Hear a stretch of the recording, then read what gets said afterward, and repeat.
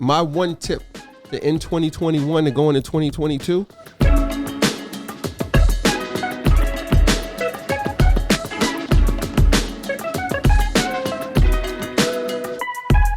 Welcome to the latest episode of Commerce and Chill. My name is Jessica Johnson Cope. Waleed. Hey, Waleed, what's good? Life's good. Happy holidays. Which holiday? Whatever you celebrate. I'll take them all. What's your favorite Do I have holiday? to take time off though for it? You never take time off, so it doesn't Damn matter. real. And there's nothing wrong with that, and there's nothing wrong with taking time off. It's whatever your preference is. Don't be like him. Take some time off every once in a You while. said, what's my favorite holiday? Yeah. When I wake up in the morning and I check the app and I see a deposit into our account from all of our credit card What processors. holiday is that? Getting paid. Paid a day. Paid day? Paid a day. Paid I a got day. paid today. Got it. That's my favorite holiday. Got it. Well, it's the end of the year. And so we wanted to send 2021 out with some tips for you, because we know that for many people, this has not been the easiest year, especially in business. The last 2 years have been quite a challenge.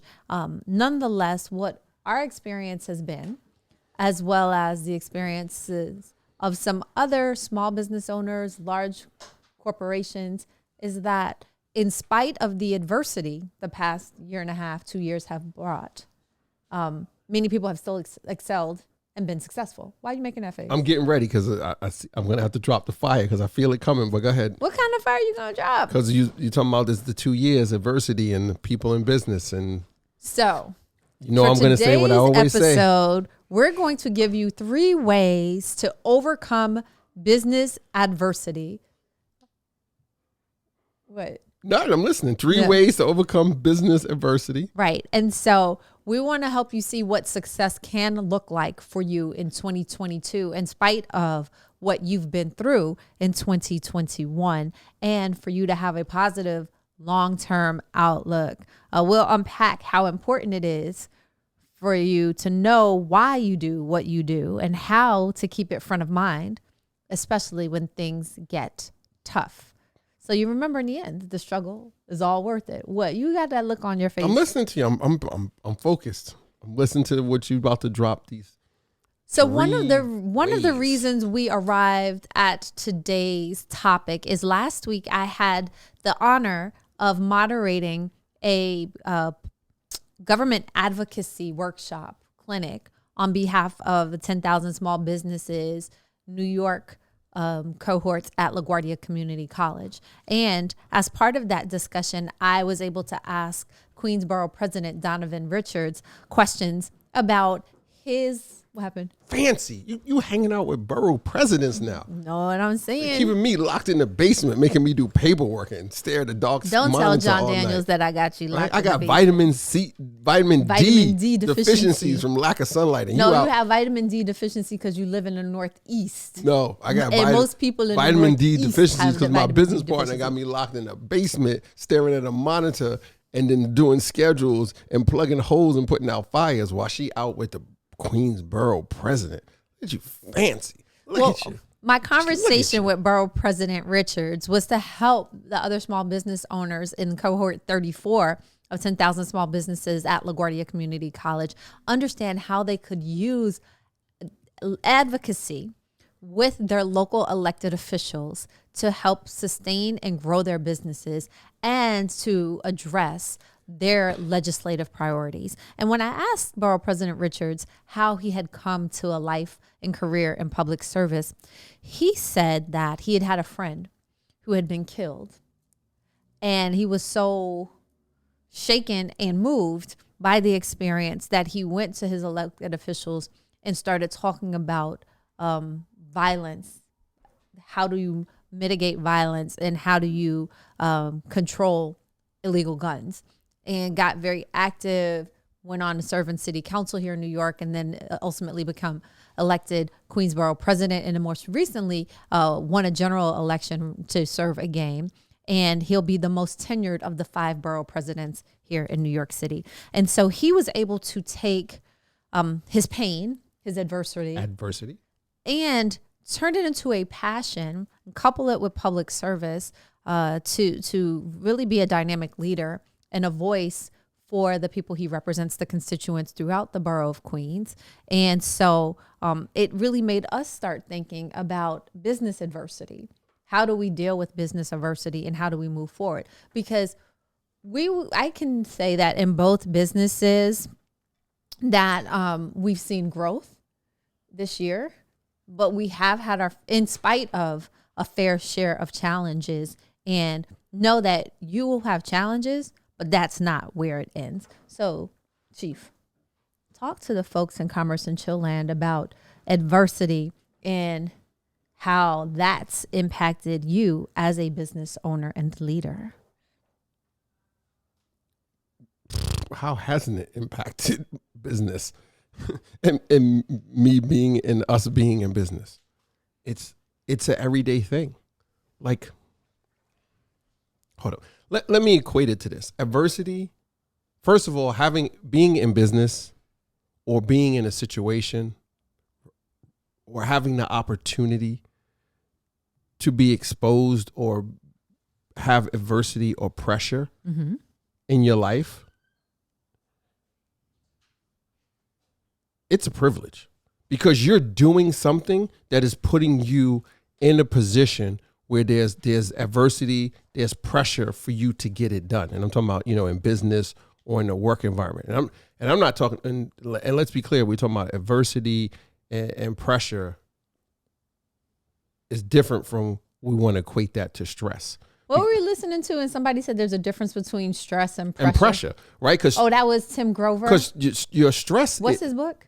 Resilient. Resilient by Tim Grover. He used to be Michael Jordan's pressure trainer. is, your stress becomes from you avoiding something that you don't want to, like not addressing. You're not addressing it, like you're avoiding it. Challenge. So then the pressure and that adversity, it just keeps compounding, and then you get stressed, and then you have all these other cascading effects that come with it that could be mental and health related, et cetera, et cetera.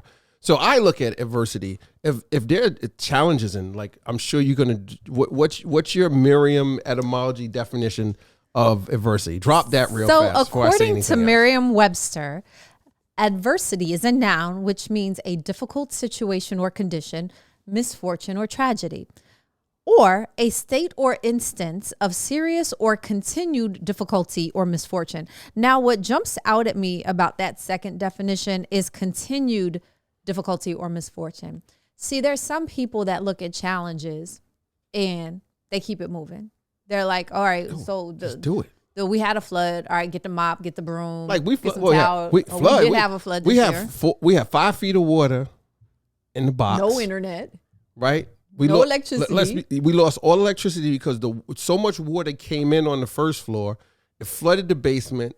And where our meters happened to be in our breaker box was right on the same wall in which the flood waters rushed in from the street. So all that water cascaded down that wall into the basement. Our meters exploded, so we had no electricity. We had like 4 feet of water in the store.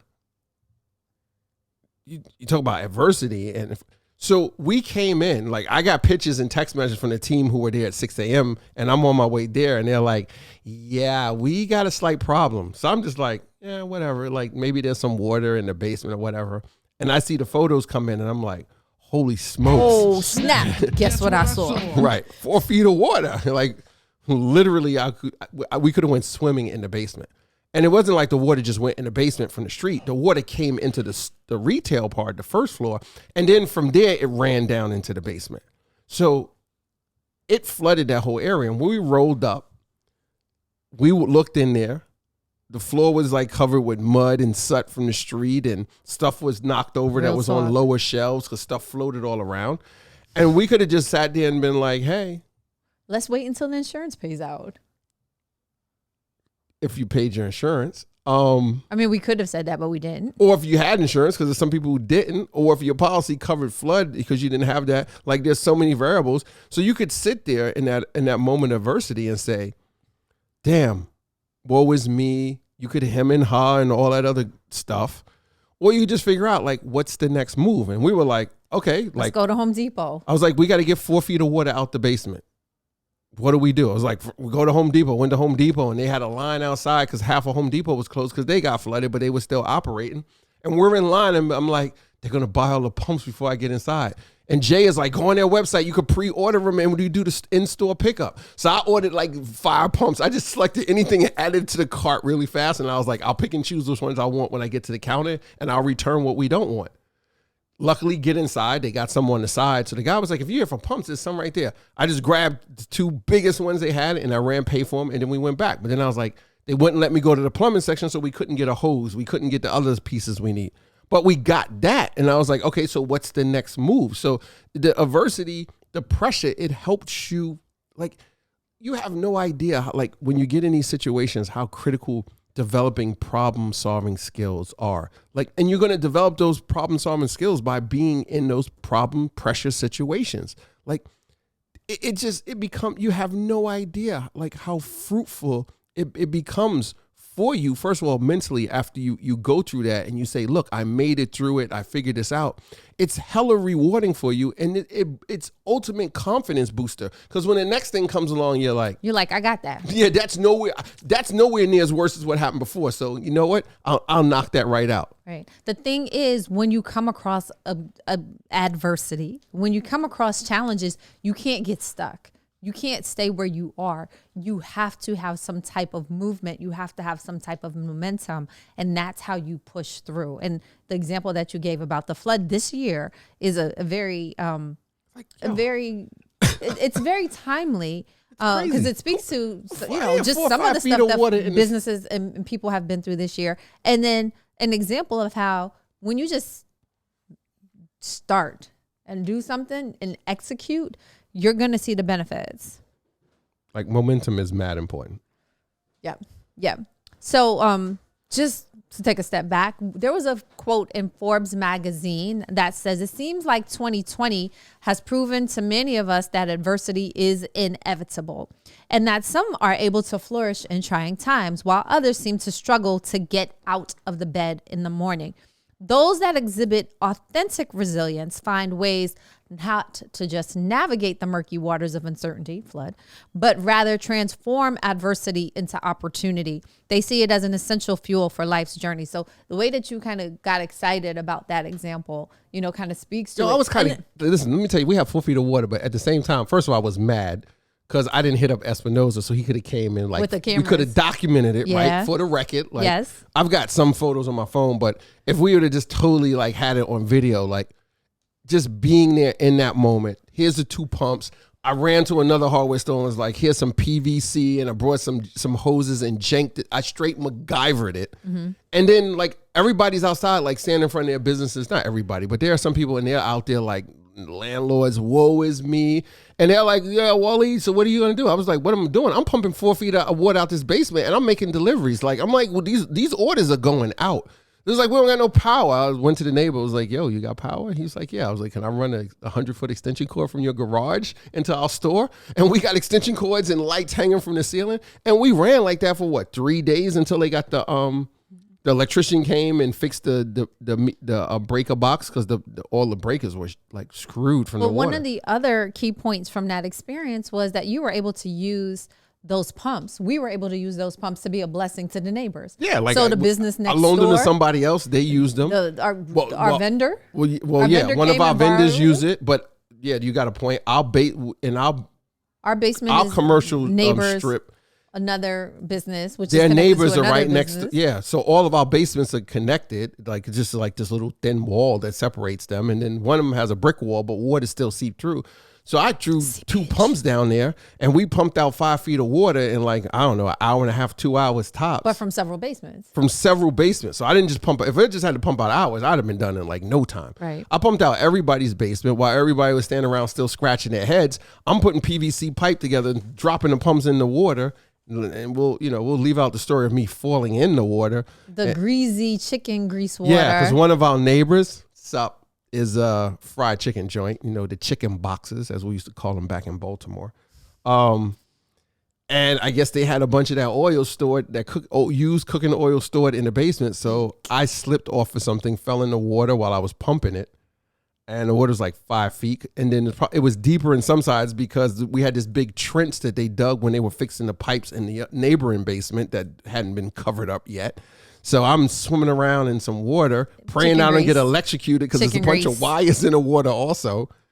And for like 2 days, I smelled like French fries and fried chicken grease. And this is a dude that doesn't horrible. eat fried and I don't chicken. eat Eat meat. I absorbed chicken through my pores when I fell in that meat. And that greasy water, I said, fell in that meat. It felt like it. I didn't eat chicken.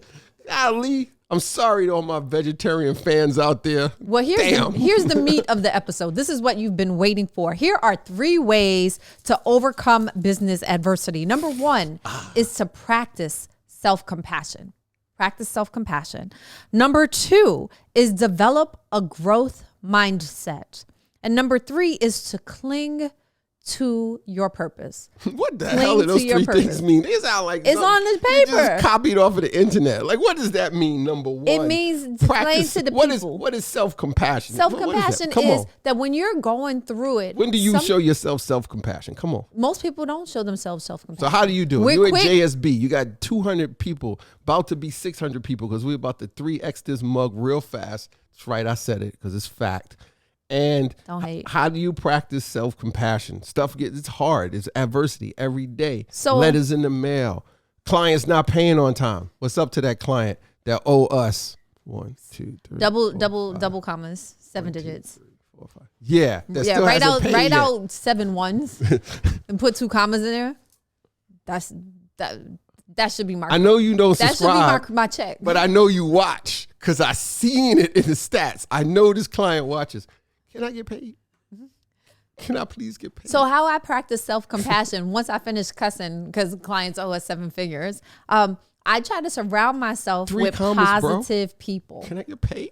Because typically it's my friends and loved ones who will show me the compassion if I'm not showing myself. Show me some compassion. Hit the submit button on that invoice. And my friend Saudia is really particularly good about that. Like she'll be like, yesterday, we text almost every day. And so last night I didn't text her back. And this morning I was like, girl, listen, like we started 2 new sites. I felt like I had to think for a whole football team. Ooh, I'm tired. So where's the self-compassion? What happened? So then Saudi was like, oh, I'll tell you exactly what she said. You should get one of them bath bombs and let Calgon take you away. Y'all young bucks don't know about Calgon. That's an old school. Google that commercial. She said, Calgon, take me away. Down into the bathtub. This is what Saudia said to me. Good morning. Your mess is your success. It teaches you new things to conquer bigger dragons. And so she's there with a reassuring word. What are you making that face for? What is this, Game of Thrones? Bigger dragons? Hey, whatever it takes. Winter is coming. But nonetheless, it's a reminder that your mess is my success. How no matter how bad things get, and sometimes you can't see for yourself that you're making progress, that sometimes it's the people around you that have to help you keep the perspective to see the progress that you have. That's true. I mean, because like literally, I was exhausted yesterday. I'm exhausted though because we're starting 2 new sites. Do you know how many people would die to get 1 new site? And we got 2 that started in the same day. Are you bragging? I'm not bragging. Sounds like you are. Not at all. But it's totally acceptable. Is this a bragging face? This is not a bragging face. It's totally acceptable though. Because I think, you know what I think too? And this is totally off topic. But you're talking about self-compassion and like people totally underrate the stuff that they do. I almost dropped the S-bomb. They totally underrate the stuff that they do. Mm-hmm. And sometimes I think you need to humble brag a little bit. Like, I'm not saying you got to go on the internet and like take pictures of money or, you know, yourself with a bunch of coupon codes or whatever, or, you know, laying on the bed with, I don't know, whatever you do. Like, I don't know, you sell soap bars, I don't know. And you're laying on the bed with like all the receipts or here's a good one. You're laying on a bed with all the postage labels for boxes you got to mail out. I'm not saying you got to do all that. But you know what? Once in a while, you need to just be like, yo, I did this. And this is, you know what? This is some pretty cool stuff I did. Like, I deserve to pat myself on the back. Or I deserve to talk a little junk every now and then. Listen, how many times do we look at sports or we hear about these great athletes who trash talked when they were on the court? Sometimes not just to throw their opponent off, but to motivate themselves. So why would it be wrong for someone to just talk a little trash in business? Like, yo, bro, how many accounts did you do today? Like, you did 1. Bro, I did 5. Like, get out of here with that wax exactly. stuff. No. Matumbo, get that out of here. Them. Like, what is wrong with that? And I'm not saying, be derogatory, things like that. But like, the point we want to stress to you is by practicing self-compassion, you will improve your emotional well-being and give yourself the confidence to rise up and keep moving forward with your business, even in the face Cut yourself of a little adversity. slack, but not too much slack, because I don't want you getting soft. I don't want you to get a big head. That too. Not cool. Like, be humble. Slow down. Number 2. Develop a growth mindset. Develop a growth mindset. Yo, dude, like, not to be funny, but like, I think this is something that you don't always do. Like you in the past that you haven't always done. Okay, go for it. Like, in terms of, if I ask you, okay, how much you want to grow the sneaker cleaning? Like, before you be like, oh, okay, yeah. But now it's like more specific. It's like, I want to grow the sneaker cleaning by doing XYZ. I think we can do this much. We can partner with this one. And so I think that because we've recently been able to partner and to get some mentors that have just a different perspective than we have, it's enabled you to increase your vision about the soapbox, especially as it applies to sneaker cleaning. And so now you have, even more so than before, you have a growth mindset around the business in sneaker cleaning. Would you say that that's the case? 100% facts. But here's what it is, ladies and gentlemen. And some of you probably relate to this, especially if you've been in a business like multi-generational, et cetera, or maybe it's just you. You do these things for so long and you end up painting yourself into this container. You ever see that thing, that video that be on Instagram or whatever, and there'll be an ant or social? There's a video, the ant is running on a white piece of paper and somebody takes a pen and they draw a circle around the ant. An ant will walk right up to that circle that they just drew on a paper. And for whatever reason, the ant thinks that ink now, that circle is some kind of barrier, a wall, and they don't even try and cross it. They just turn around and go back the other way. They don't even make an effort because they whatever their preconceived notions are we've painted ourselves in this circle, right? Using that example with the ant. And we continue to do what's in that circle. And from constantly doing it over and over, you feel like these are the only, I got to keep doing one of these things that I already know to get out. But really all the ant needed to do is just keep walking straight and go over the damn line, because the line is on the paper. It's the same level as the paper. It's not higher. Life. But because mentally we put ourselves in these boxes or in these circles or in these packages or whatever the hell you want to call it. And it's very, let me tell you something. It's like a virus, right? Between other, I'm telling you, this mentality spreads, because if you go around other business owners who are doing the same thing as you and you listen to them, plus or minus, let's say 10%, they're all going to be saying and doing the same thing.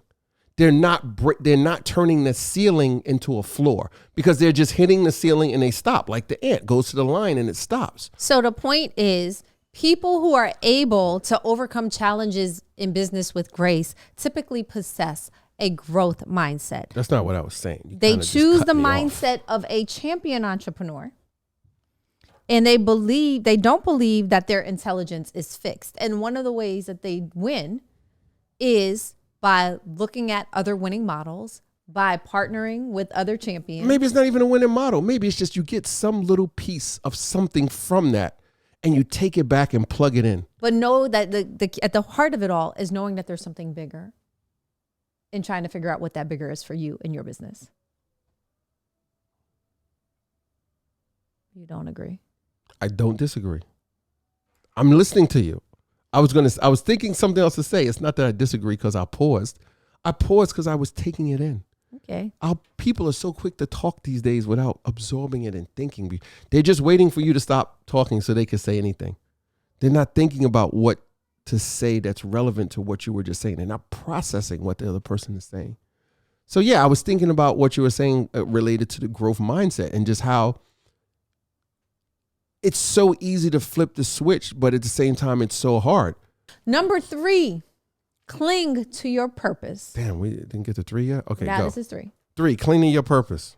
Purpose and passion are necessary weapons for the war against business. So especially as a small business, some days it feels like we're always in battle. There's no sense in fighting unless you have passion for what you do and that there's a purpose that keeps you going. So understand what that is. They further fuel the necessary connections to the goals and desired outcomes you have personally and for your business.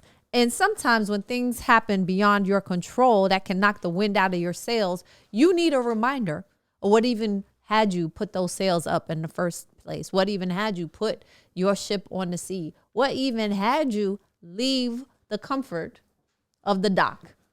And that's purpose and passion. What you got to say, Chief? I got nothing to say behind that. You sure? My boat has left the dock.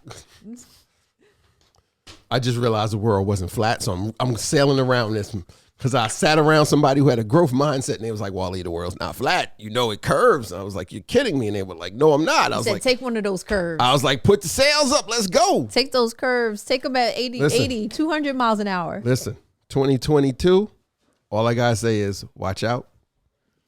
If your business involves cleaning sneakers, cleaning dirty clothes, watch out. Because of 2022, the growth mindset over here is on some next level stuff. And purpose mindset is on I told somebody in the meeting, stuff. and I was like, listen, whatever you got going on, like keep me abreast. I want to know. Like you got new ideas, you try new things. And before I started this podcast, I got an email. Yo, you interested in piloting this new thing? It's a gamble, but you know what? Gambling pays off sometime. Sometime it doesn't. But you got to look at what are all the variables. Can you afford to lose if it doesn't work out? But if you don't take it, right. The question is, can you afford not to take the chance? And I'm not saying some craziness like somebody's like, yo, bro, guess what? You give me $500, I'll make you $10,000. Or like smoke 5 crack rocks and I'll give you $5 million. No, that's not what we're saying. This new crypto 4X thing I'm involved in, blah, blah, blah. Like, watch me grow your money. Send it to me through Cash App. I ain't talking about that kind of stuff. No. I'm talking about you're in business, like legitimate opportunities. Listen, get out there for 2022. My one tip to end 2021 and go into 2022, you need to be looking at partnerships. I said it before. If you're not looking at partnerships or just talking to other people in business to see what else you can gain from it, what else they can gain from you interacting. Listen, I got a lot of messages going on right now. You know, thanks to my man Jordan having me on his podcast. Thanks, the team, Ariana, like I'm just throwing all kind of names out here. Ariana, Alex, Ronnie, Bobby, Ricky, Mike, Biv DeVoe, just doing the webinars with them in reference to the laundry industry. Like people are hitting me up and I'm just like, hey, like what's up? Like, let's talk. How can I help you? If it leads to something else, so be it. But now it's leading to an opportunity with someone else for us to do business together. Like open up those doors and let it happen versus just being the ant inside the circle. Like you don't know what it's going to lead to.